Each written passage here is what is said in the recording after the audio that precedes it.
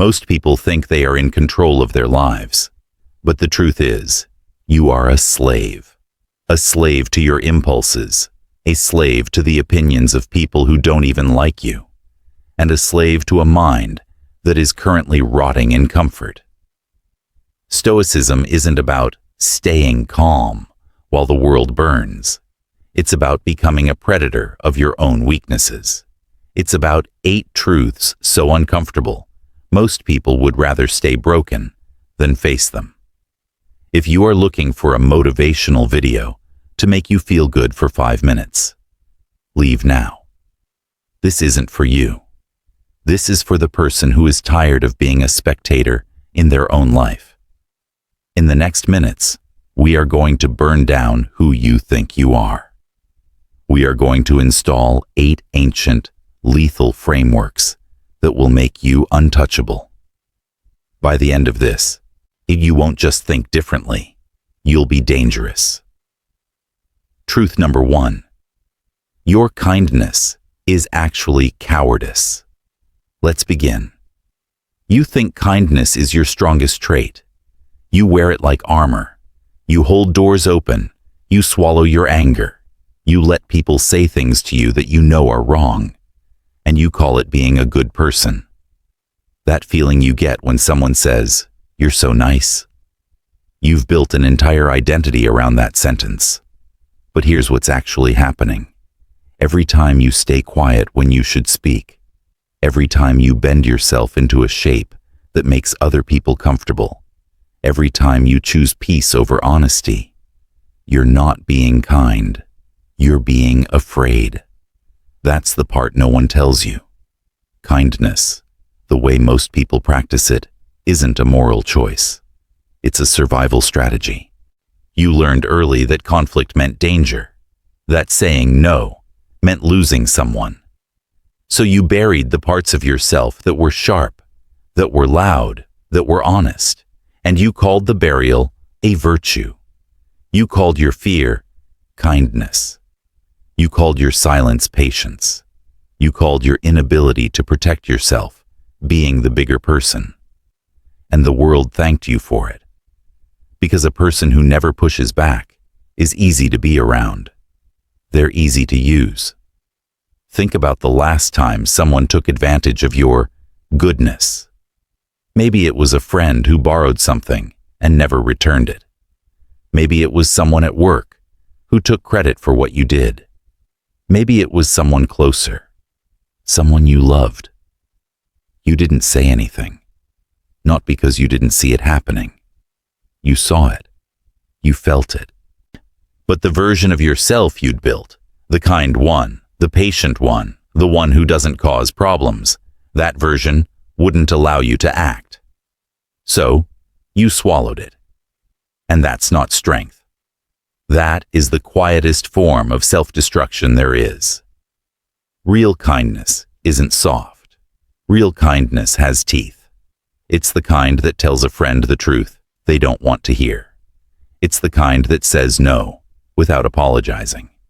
It's the kind that refuses to let someone walk through you because you understand that your worth isn't negotiable. The Stoics didn't call this cruelty. They called it clarity. You've been taught that being hard means being cold, that having boundaries makes you difficult, that protecting yourself is selfish. Every single one of those ideas was designed, whether intentionally or not, to keep you passive, or to keep you small. Kindness without the ability to be ruthless when it counts isn't kindness at all. It's weakness wearing a disguise. And the moment you see that clearly, truly clearly, you can never go back to the version of yourself that thought being a doormat was noble. That realization is uncomfortable. It should be. Because it means every time you were kind out of fear, you chose yourself last. And that stops now. Truth number 2. No one is coming to save you. You're waiting. Maybe you don't call it that. Maybe you frame it as being patient, or trusting the process, or waiting for the right moment. But underneath all of that language, there's a quiet belief you've never examined. The belief that something or someone is going to arrive and fix the trajectory of your life. A mentor, a breakthrough, a sign from the universe, a moment where everything suddenly clicks into place and the path forward becomes obvious. None of that is coming. Right now, as you're reading this, your body is aging. Not tomorrow, not in 10 years. Right now. Your cells are dividing, your telomeres are shortening, and the clock that started the moment you were born has not stopped for a single second since.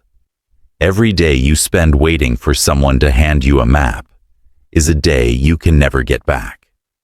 And here's the thing, nobody wants to say out loud. The people you're waiting on are living their own lives. They have their own clocks running, their own fears, their own unfinished business. You are not their priority. You never were. That's not a cruel thing to say. It's the most honest thing anyone has ever said to you. The mentor you're waiting for? They spent years building themselves with no one watching. The successful people you admire from a distance, most of them will tell you, if they're being honest, that nobody handed them anything.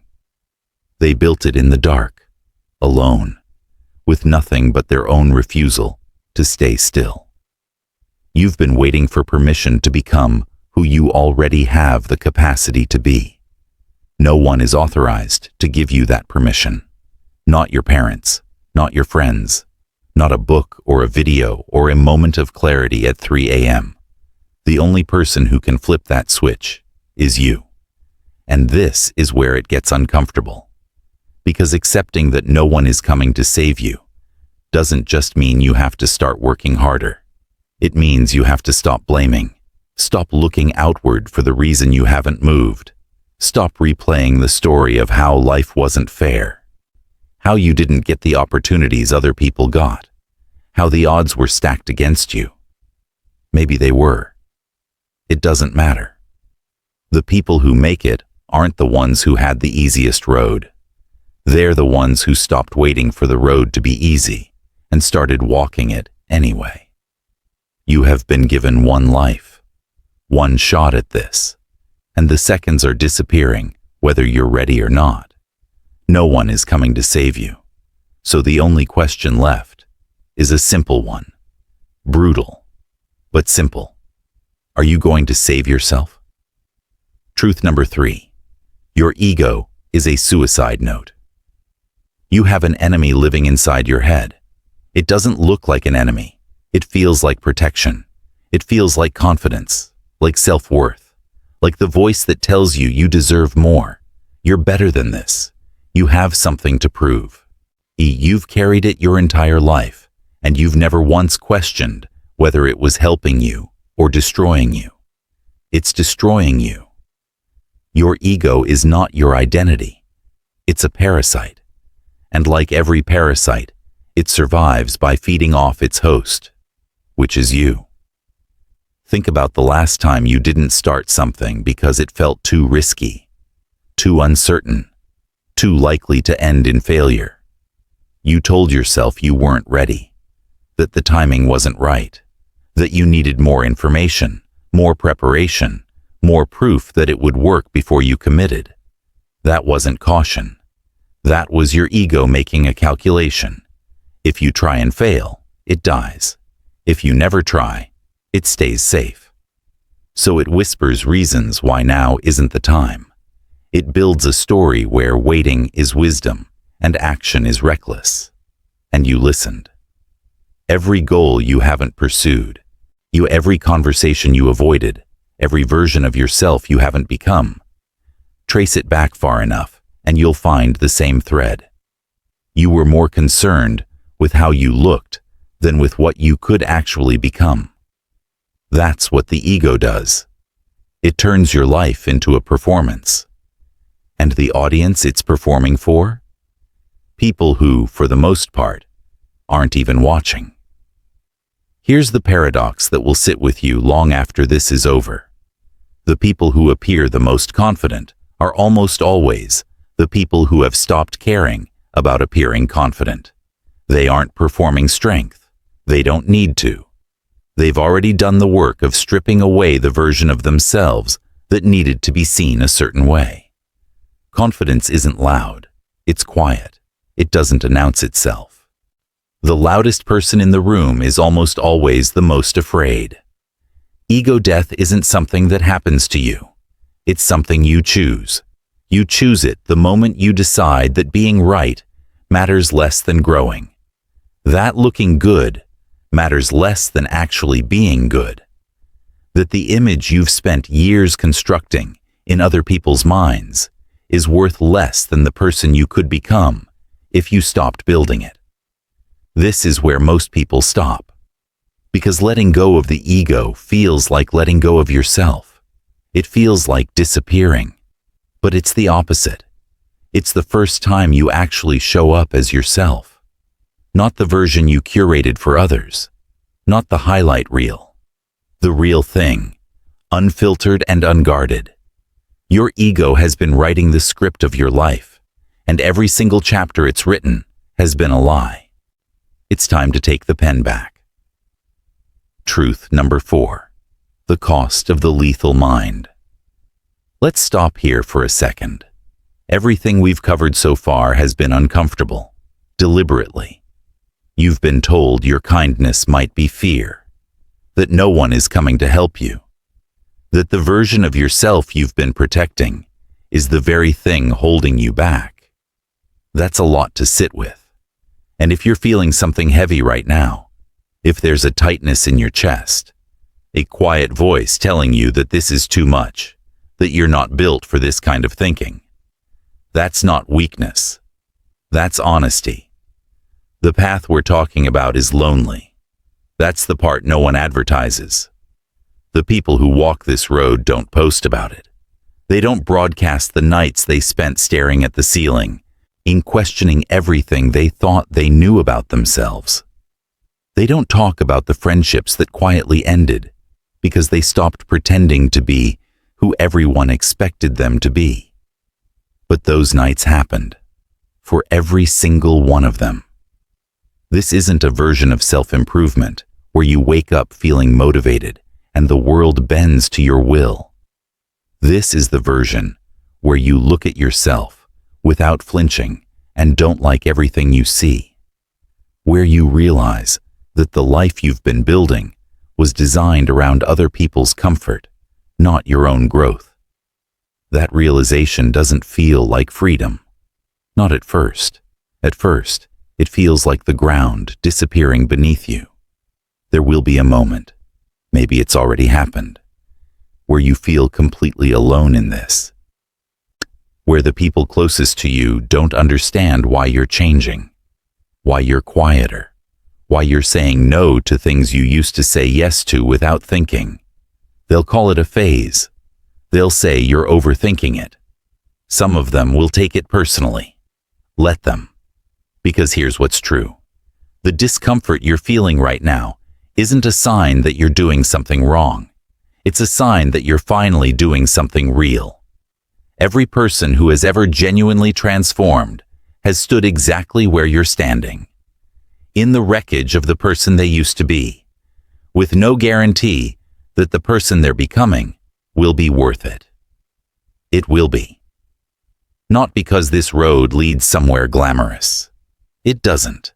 It leads somewhere quiet, somewhere steady, somewhere that has nothing to do with impressing anyone and everything to do with becoming someone you can actually live with. So, if you're still here, if you haven't clicked away, that tells me something about you. You're not looking for comfort. You're looking for the truth. And that's exactly what's coming next. The hardest part is behind you. Now we build. But building doesn't mean waiting for motivation to show up.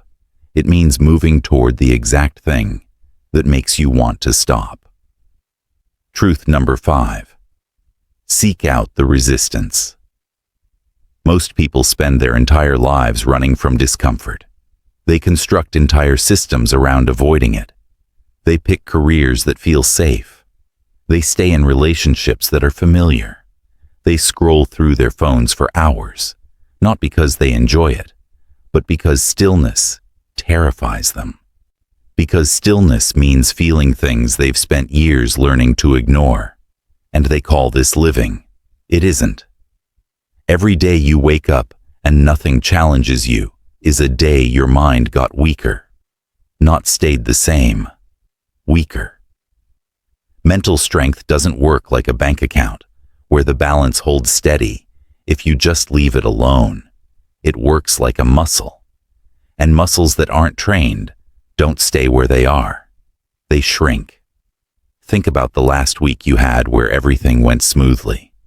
No conflict, no setbacks, no moments where you were genuinely uncomfortable. It probably felt good.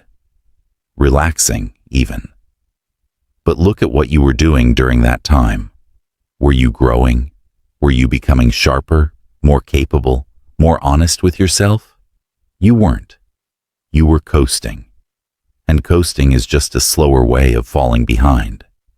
The people you look up to didn't get where they are by avoiding hard days. They chased them. They put themselves deliberately into situations where failure was possible, where embarrassment was likely, where the outcome was genuinely uncertain. Not because they enjoyed suffering, because they understood something that most people never figure out. Resistance is information. Every time something feels hard, every time your body and mind scream at you to stop, to back off, to choose the easier path, that sensation is a signal. It's telling you exactly where your edge is, and your edge is the only place where anything meaningful happens. The comfortable path and the growth path are never the same road. Not once. Not ever. So here's what changes from today forward. When you feel the pull toward comfort, and you will, every single day, you don't run from it. You run toward it. Not recklessly, not blindly, but with a clear understanding that the thing making you uneasy is showing you exactly what you need to face. Didn't want to have that conversation? Have it. Didn't want to start that project because it might fail? Start it. Didn't want to look at the part of yourself you've been hiding from? Look. The mind you're building isn't built in the easy moments. It's built in the ones that make you want to quit. Every single time you choose to stay, when every instinct tells you to leave, you are becoming someone harder to break. Struggle isn't the obstacle on the path. Struggle is the path. And the sooner you stop treating it like the enemy, the sooner it becomes the sharpest tool you have. Truth number 6. You are replaceable.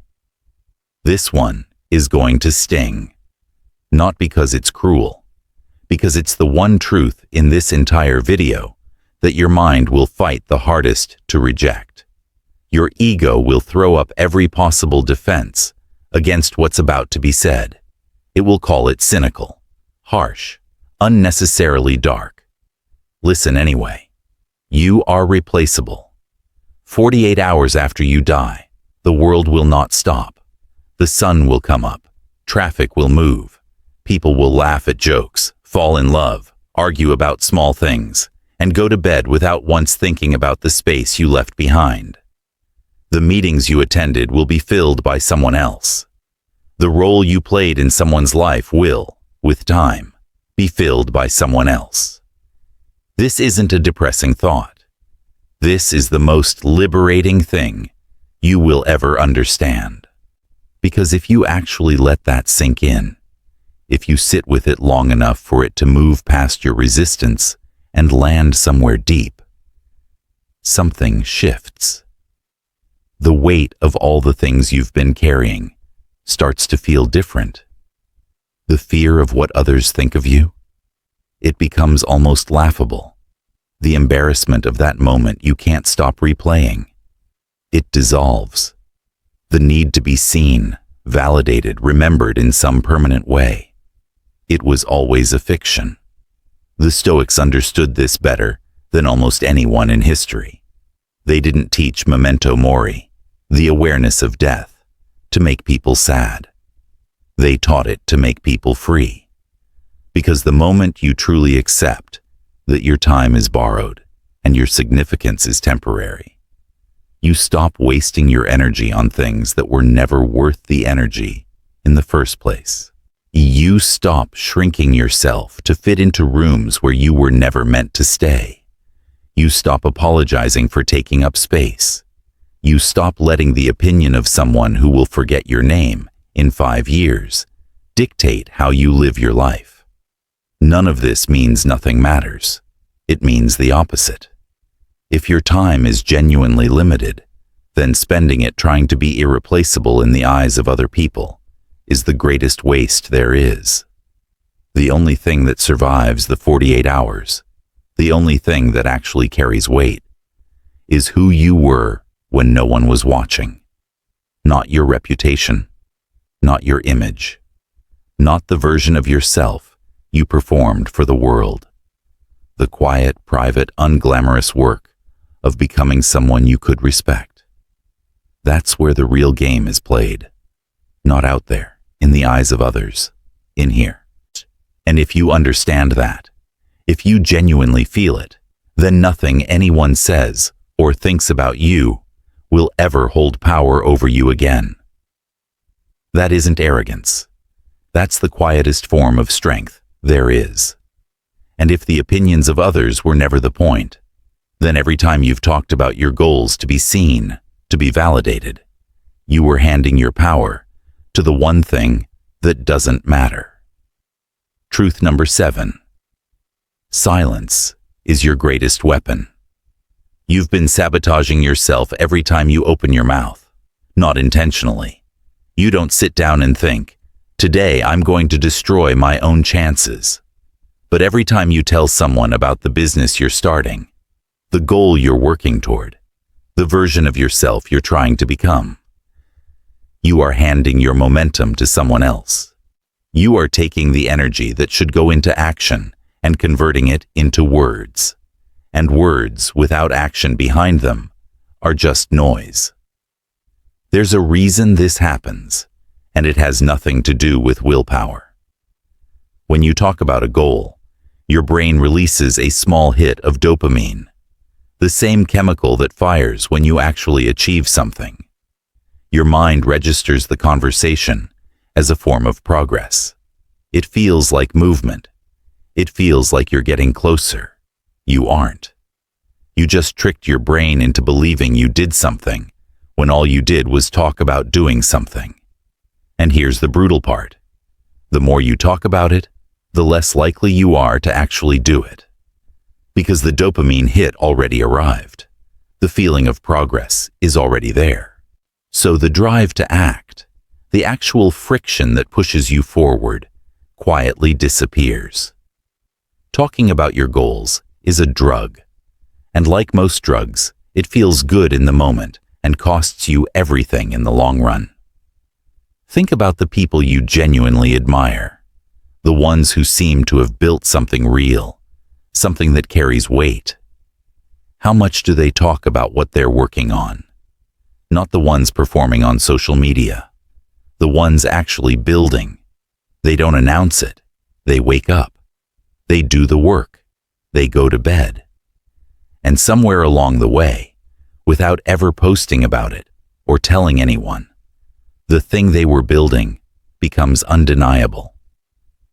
People notice not because they were told to look, but because the result speaks for itself. Silence is where discipline lives. So here's what this looks like in practice. The next goal you set. Don't tell anyone. Not your closest friend. Not someone you trust. No one. Put it somewhere private and let it exist only between you and the work itself. Watch what happens when the only feedback loop in the room is the one between your action and your results. No one to impress. No one to perform for. No audience to validate the journey. Just you and the thing you said you were going to do. That's where the real version of you gets built. Not in conversations, not in captions, not in the story you tell other people about who you're becoming. In the silence, in the quiet hours where no one is watching and the only person who knows what you're doing is you. That is where the weapon gets sharpened. And when it's ready, it won't need an introduction. Truth number 8, the lethal framework. This is not a summary. Summaries are for people who need things repeated before they can act. That's not what's happening here. What's happening is a convergence.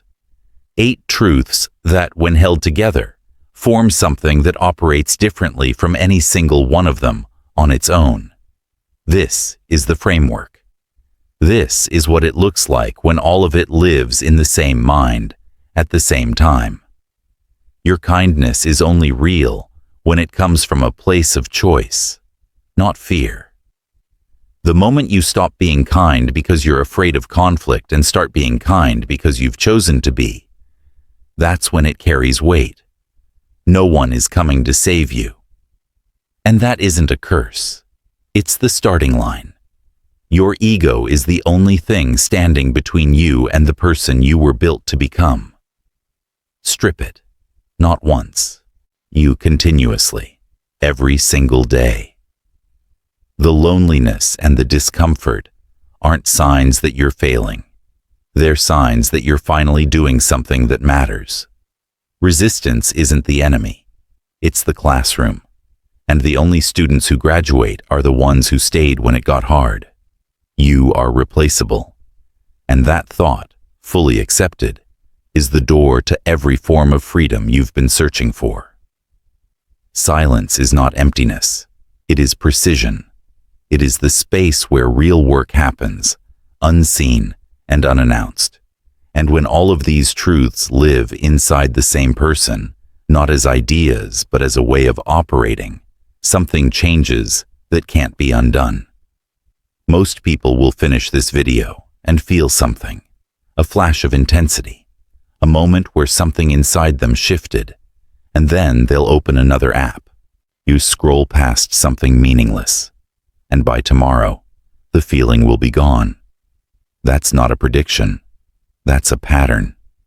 It's what happens to almost everyone who consumes content like this. The words move through them without ever landing. But you're still here. You made it to the end. That means something. It means there's a part of you that's looking for more than just another thing to watch. There's a part of you that wants to actually change, not perform change, not talk about change. Become it. Which of these 8 truths made you the most uncomfortable? Not the one that sounded the deepest. The one that made something in your chest tighten. The one you wanted to argue with. That's where your work begins. That's where the weakness lives. Put it in the comments. Not for me. For yourself. Because saying it out loud, even in writing, is the first step toward actually facing it. Send this to the one person you know who is currently fighting a battle they aren't winning. Not to be dramatic. Not to lecture them. Because sometimes, the only thing standing between someone and the life they were meant to build is one honest thing said at the right time.